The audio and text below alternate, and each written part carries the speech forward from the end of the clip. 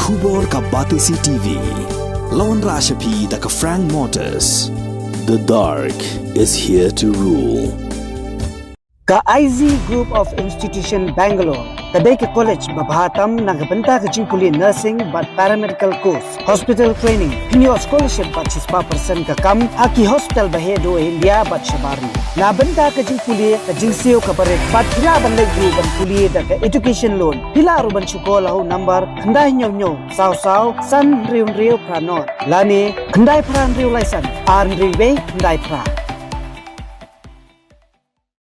Dr. Dipankar Das, Ubadai Chief Interventional Cardiologist, Unsawan Hanongba Shillong, Haka Arpinyu Turek Ujamang Arjar Pulai, Ha Woodland Hospital, But Pila Banle Ikandu, Nadu Kapor Katwi Biji Sheneng, But Pila Ruban Shukol How number 90890-97907.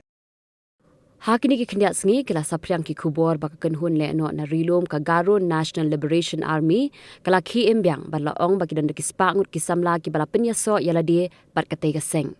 Habakali na menteri rang ba ka Gnla ukon rat ki sangma halor katay ulo ong bayamanta usyo I tang lang baki kot kubor bat ka Sorkar kampat yo kanu ka kaipot halor kani. Kumtaw ulo ong baka dangdon ka jingwat Jingtip ka babania henrewat lakat taru ulo ong baka Sorkar kanam shimsting halor kani.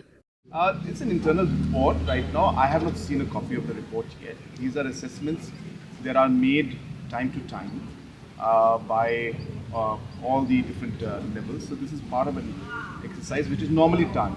But I have not seen the report myself as of now. And in a couple of days we'll be calling and taking an internal kind of assessment on the situation. But without going to the report, I don't want to comment. No, obviously government will be concerned at every level. And I'm not saying that I am concerned in the sense that we are worried or anything like that. But you must understand that as a government we receive a lot of intel. And when the intel comes in, we have to filter out the intels and see which one has got any kind of actual weightage or not. So these procedures are very complicated. So sometimes out of 100, 200 reports, we suddenly find out that 1 or 2, 3 of them have some weightage. So it's difficult to say right now without seeing the report. But my point when I say concern, I mean to say that as a government, we don't take anything lightly.